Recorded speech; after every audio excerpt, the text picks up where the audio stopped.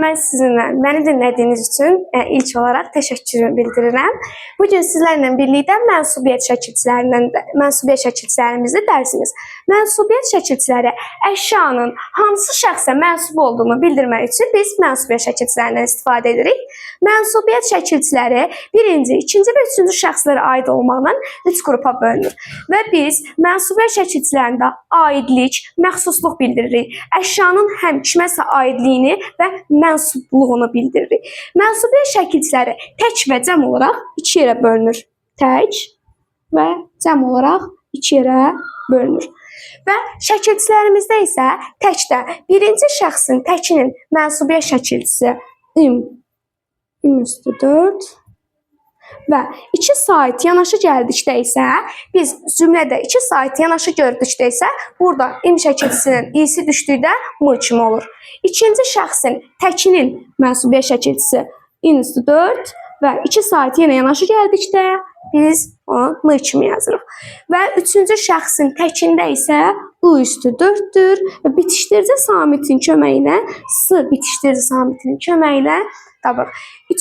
Birinci şəxsin cəminin şəkilçisinə baxdıqda isə i+4 şəkilçisidir və bayaq da qeyd etdiyim kimi şəkilçisi 2 sait yanaşı gəldikdə mız şəklində tələffüz olur, yazılır və sonrakı da mız kimi. Üçüncü şəxsdə isə yenə olduğu kimi u+4 və s bitişdiricisinin köməyi yazılır. Birinci şəxsdə heç bir çətinliyimiz olmayacaq təbii ki. Birinci şəxsdə məsələn bir söz yaza bilərik, müəllimim.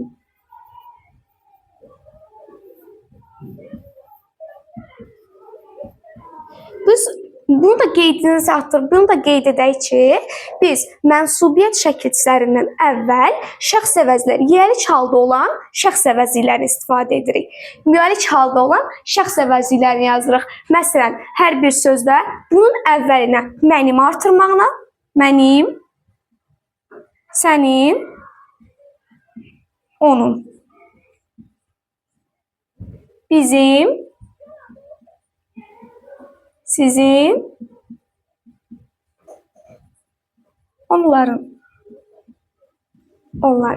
Məsələn, biz birinci şəxsdə həm təkində, həm cəmində heç bir problem yaşamayacağıq. Niyə? Çünki o homonim şəkilçilər deyil. Müəllimim. Necə deyə bilərik? Mənim müəllimim. Mənim müəllimim şəklini deyə bilirsə, deməli buradakı im şəkilçisi bizim mənsubiyyət şəkilçimiz olacaq. Əgər sözün əvvəlinə qeyd etdiyim kimi mənim şəxs əvəzliyini artıra biliriksə, buradakı im şəkilçisi olacaq mənsubiyyət şəkilçimiz. Birinci olaraq bunu qeydimizə çatdıraq ki, sonrakı homonimliyində deyəcəm.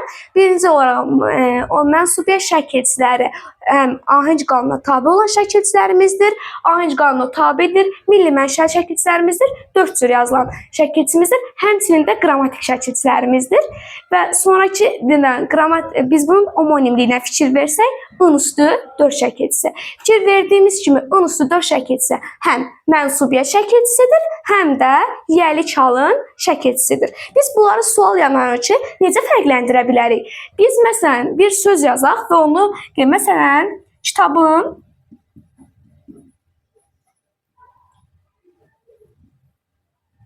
məndədir.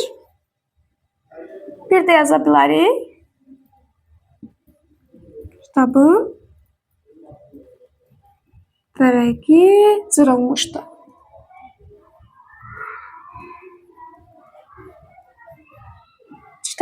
Kitabın məndədir və kitabın vərəqi cırılmışdır. Biz dediyimiz kimi, əgər mənsubiyyət şəkilçisidirsə, özündən əvvəl sənin şəxs əvəzliyini artıra bilməliyik. Məsələn, deyəcəyik ki, sənin yazaq, sənin. Deyəcəyik, sənin kitabın məndədir. Rahat şəklində deyə biliriksə, bu deməli nədir? Buradakı in şəkilçisi deməli bizim mənsubiyyət şəkilçimizdir. Amma deyə bilmirik ki, sənin kitabının vərəqi cırılmışdır. Bu tipli deyə bilmədiyimiz üçün bizə rahat gələn, təbii ki, bu olduğuna görə sənin kitabın məndədir olacaq. Sonrakı şəkilçimizə baxdıqda isə ıstı 4 şəkilçisi həm mənsubiyyət şəkilçisidir, həm də təsirli hal şəkilçisidir. Onları yenə bir-birindən necə fərqləndirəcəyik? İlk olaraq mənim ən asan bildiyim qaydalardan biri də cümlədə görsək, özümüzdən cümlə yazsaq, təbii ki, biraz çətinliyimiz olacaq.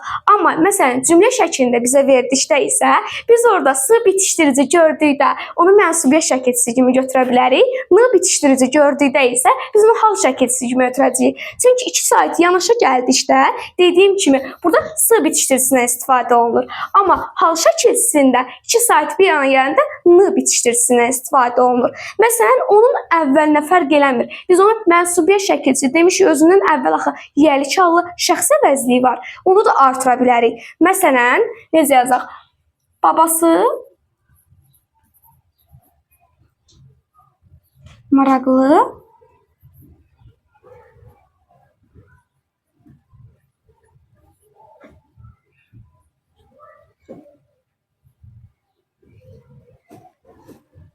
bir də yazaq ki,